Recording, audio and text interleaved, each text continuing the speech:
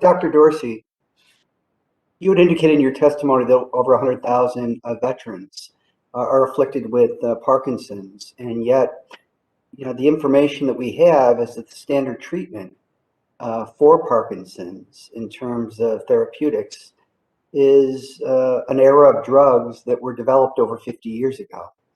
Why hasn't there been more progress in terms of drug development as it relates to a disease that afflicts a lot of veterans and a lot of people in the general population as well? Thank you very much for the comment. So as you rightly point out, we had more therapeutic breakthroughs for Parkinson's last century than we have had this century. We have no highly effective treatments for Alzheimer's disease, which affects 6.2 million Americans. Why is that? I think there are a couple of factors. One, we're really poor at measuring the disease. We continue to rely on subjective measures based on input from experts to determine whether a new drug or device works. Literally today, we have people tap their thumb and index finger, and they have someone like me rate that as slightly affected, mildly affected, moderately affected, or severely affected.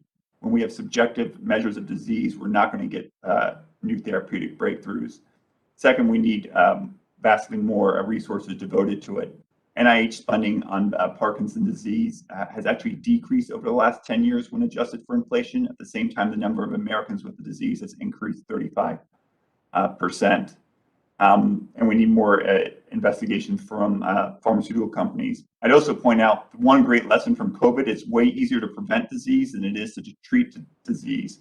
And we need to start attacking the root causes of Parkinson's disease, including pesticides, industrial chemicals, and air pollution. Start attacking the root causes of Alzheimer's disease, which is largely air pollution, as well as many other conditions. Does the messenger RNA technology which is an incredible biomedical achievement that I think is really the story of this pandemic, does that hold potential relative to new treatments, a new generation of treatments for Parkinson's? Yeah, so both Parkinson's and Alzheimer's are due to a misfolding of different proteins. And the thought is that certain vaccines could attack those misfolded proteins, much like vaccines developed for COVID attack the spike protein of COVID-19. So that's indeed a possibility.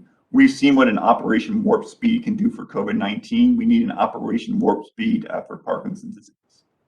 And let's say that there was an effort that is commensurate with what has occurred over the past 24 months relative to developing. The messenger RNA technology has been there for decades.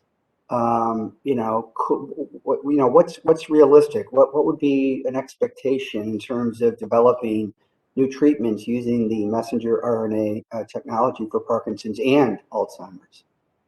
I can't give you a perfect answer on that because I just don't know.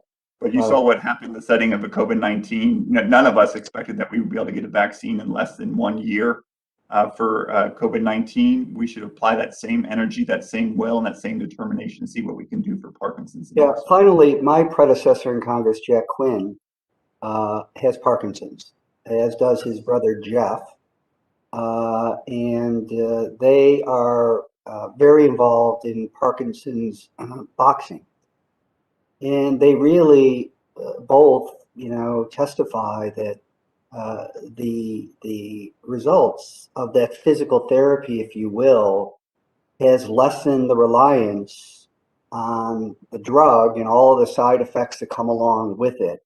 So we have been trying through the Veterans Administration, through the Michael J. Fox Foundation, to promote and to get insurance companies to pick up the cost associated with Parkinson's boxing. Now I know that that's not necessarily available to everybody, but it's not as though and I just want to dispel one myth about it. It's not as though they're getting in a ring and beating each other up.